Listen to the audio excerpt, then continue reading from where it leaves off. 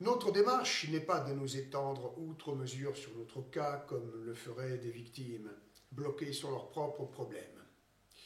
À travers nos enquêtes, nous travaillons depuis des années pour vous faire la démonstration de la réalité d'une véritable terreur d'inquisition, insoupçonnée, particulièrement active pour la propagation de la criminalité sexuelle sur enfants en réseau.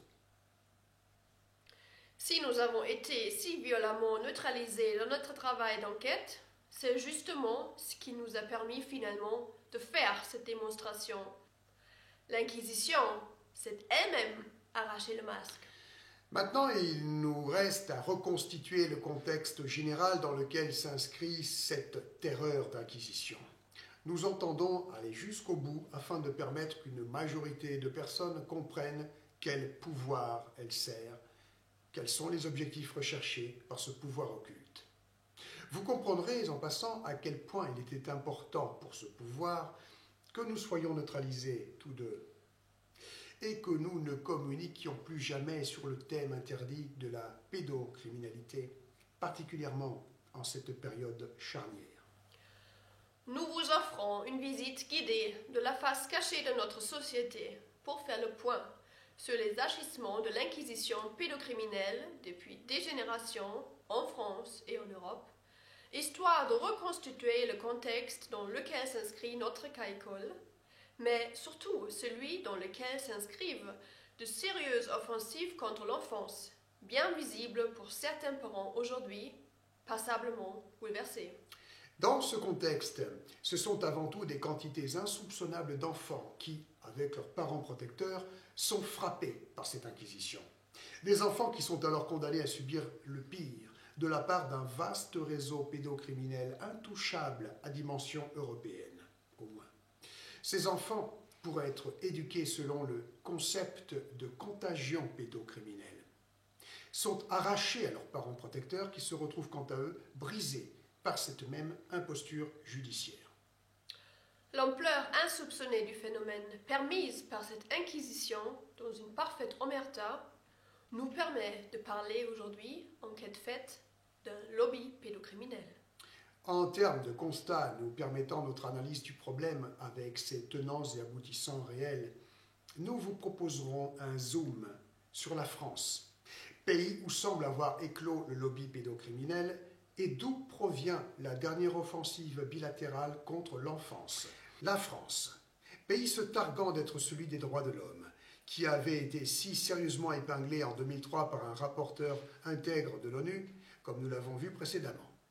Bien sûr, l'Élysée avait alors botté en touche par le biais d'une marionnette bien sinistre, s'affichant à l'époque comme défenseur des enfants.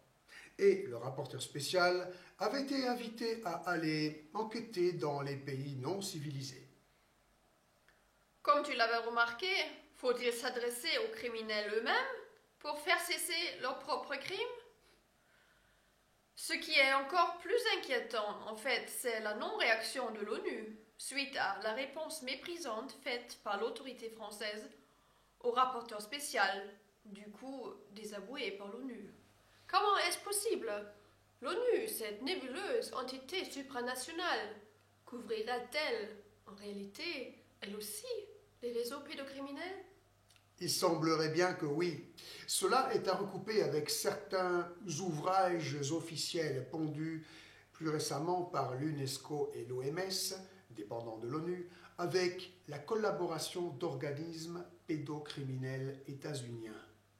Des ouvrages se prétendant cadre de référence pour l'éducation sexuelle de nos enfants.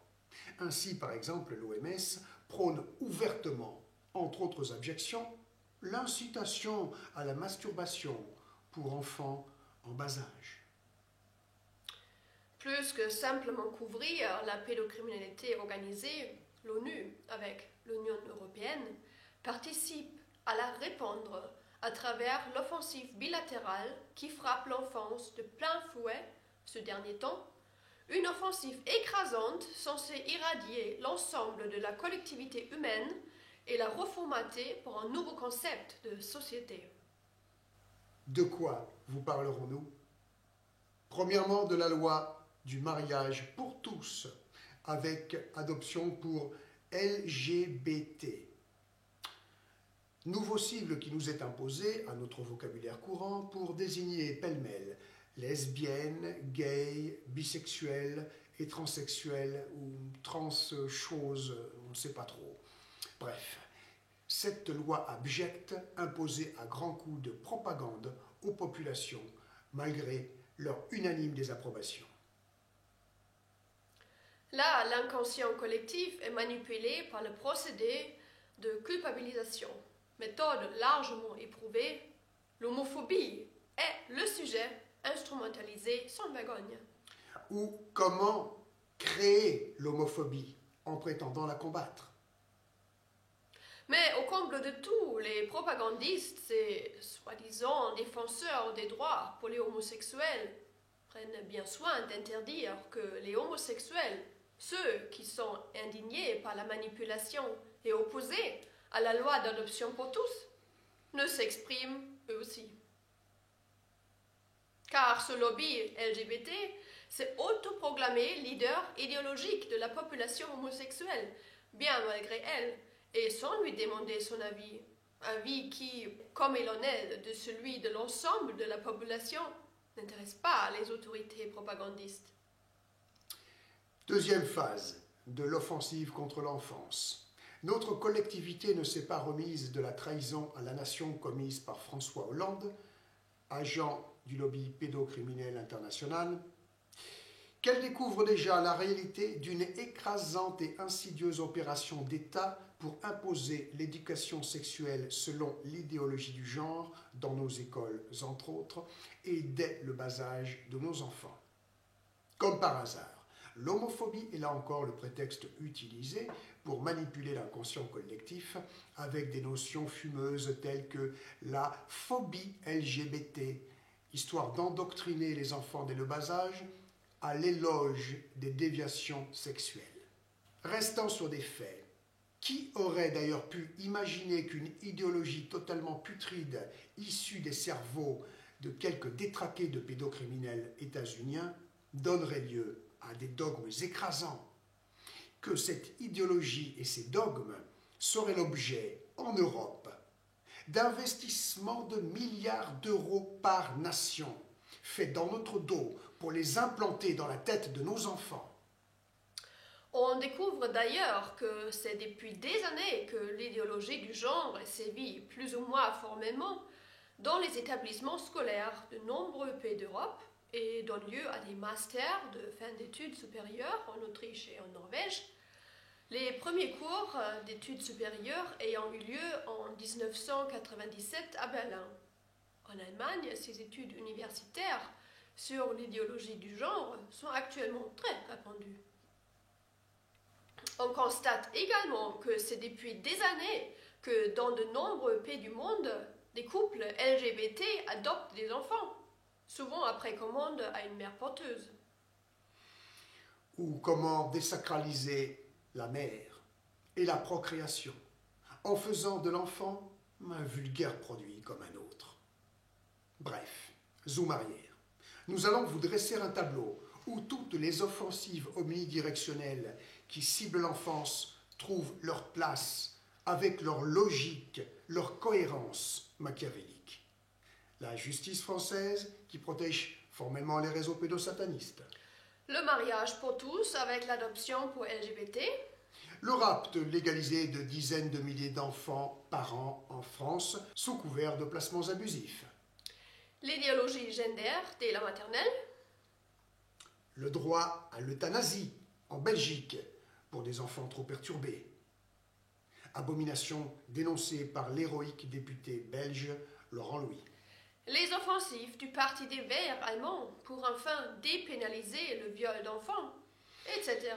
Autant de monstruosités qui sont en fait en interaction les unes avec les autres, avec un objectif précis. Véritable cauchemar qui trouve toute sa logique luciférienne. En outre, nous avons pris le temps de décortiquer les mécanismes si bien rodés de manipulation de la pensée collective, supposés nous entraîner avec insouciance ou résignation vers notre propre destruction, à travers ce qui nous restait d'humain. Le coup porté en traître au genre humain avec la dictature de l'idéologie du genre, par exemple par l'Union européenne, est bien trop grave pour que nous ne le développions pas un minimum dans la démonstration de notre vidéoconférence, sans pour autant nous perdre dans la spirale de l'inepte polémique éternel paratonnerre à réactions humaines. Mais si vous pensez être informé, vous ne serez pas en reste, d'autant que nous vous soumettrons une contre-mesure spectaculaire. Car ayant nous-mêmes fait le premier pas, nous espérons parvenir à faire réagir nos contemporains de façon courageuse et radicale face à l'épouvantable menace collective. Les premiers devant se dresser contre l'oppression luciférienne étant les gendarmes, les policiers, les militaires, dont beaucoup sont pères et mères de famille, eux aussi. Aujourd'hui, avec l'offensive de l'idéologie du genre, nous sommes tous concernés par ce concept de contagion pédocriminelle. Et vous, parents, vous n'avez pas votre mot à dire. Le concept de l'idéologie du genre est très bien étudié pour que nous laissions les expertes institutions endoctriner et formater nos enfants dès le bas âge, dès leur plus jeune âge, au sexe, à la débauche et au LGBTisme, pendant que nous courons gagner notre vie, perdant jusqu'à nos dernières prérogatives de parents. En France, ne nous assène-t-on pas froidement que nos enfants ne nous appartiennent plus ? Dame Rossignol, élue. Élue, mais par qui? Au moins, avec l'idéologie du genre, nous gagnons le droit de nous éclater sexuellement sans presque plus aucune limite, que c'est génial. Et nos enfants gagnent, quant à eux, enfin le droit à la sexualité dès le bas âge, nous permettant ainsi de repousser nos dernières limites, non? Il est certain que si la société, ceux qui la contrôlent, arrive de faire de nous ces sous-humains dégénérés et LGBTisés, après nous avoir confisqués jusqu'à nos prérogatives de nous reproduire, et si la création devient elle aussi monopole exclusif de l'élite occulte qui contrôle notre imposture sociétale, eh bien pour celle-ci, le nouvel ordre mondial, tant promis, aura été une réussite totale. Mais qui s'en plaindra? Les sous-humains dégénérés de demain seront sans doute bien plus heureux que les esclaves, pas assez insouciants ou trop opprimés par la vie que nous sommes déjà aujourd'hui. Car eux, nos descendants, ils baigneront pleinement dans la luxure, la débauche depuis l'enfance. Ils auront certainement la possibilité de vivre une vie virtuelle, bien plus attrayante que la nôtre aujourd'hui. Après tout, quelle importance que tout ne soit qu'illusion et programme virtuel, du moment que le plaisir est là, à gogo. On ne s'insurge pas parce que nos préparations culinaires sous cellophane et les friandises hyper sucrées de nos enfants sont saturées de glutamate, ce puissant neurotoxique qui trompe nos sens gustatifs. Car il faut être conscient que depuis la révolution industrielle, la technologie est au service de notre qualité de vie pour pallier les erreurs et injustices de l'opprimante nature qu'il convenait de réformer.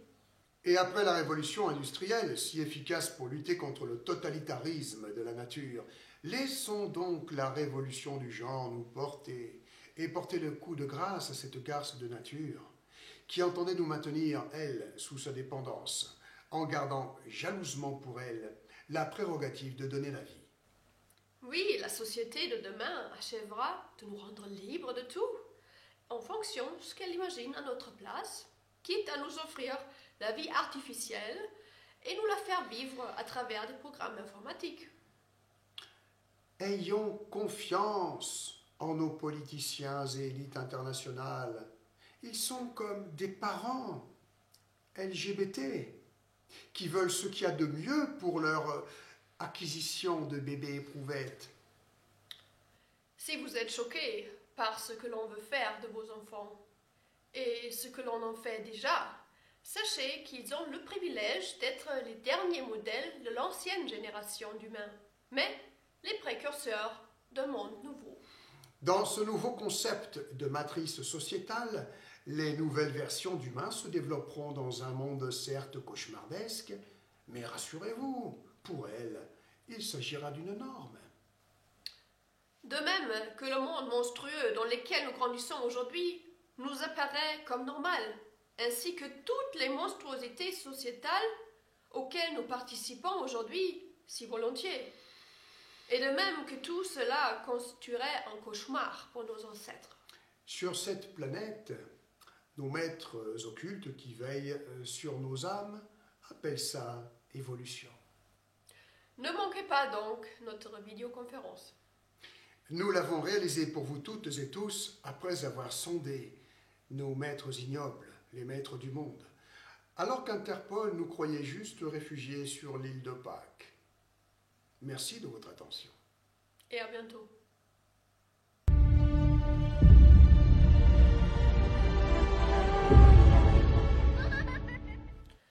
Nous tenions à adresser nos remerciements émus à toutes celles et ceux qui nous ont soutenus pendant les pénibles épreuves que nous avons dû traverser chacun de notre côté.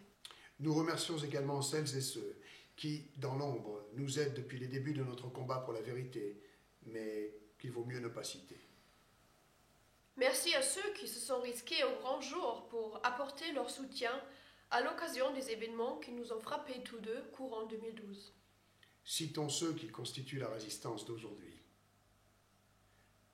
Merci au député belge Laurent Louis. Merci à Alfred de Pédopolis. Merci au rappeur D'Angelo 94. Merci au rappeur Cortex. Merci à Alain Soral et son équipe. Merci à Le Libre Penseur. Merci à certains gendarmes, héros inconnus. Merci enfin à toutes celles et ceux qui ont jugé pertinent de faire circuler notre histoire qui ne fait que commencer.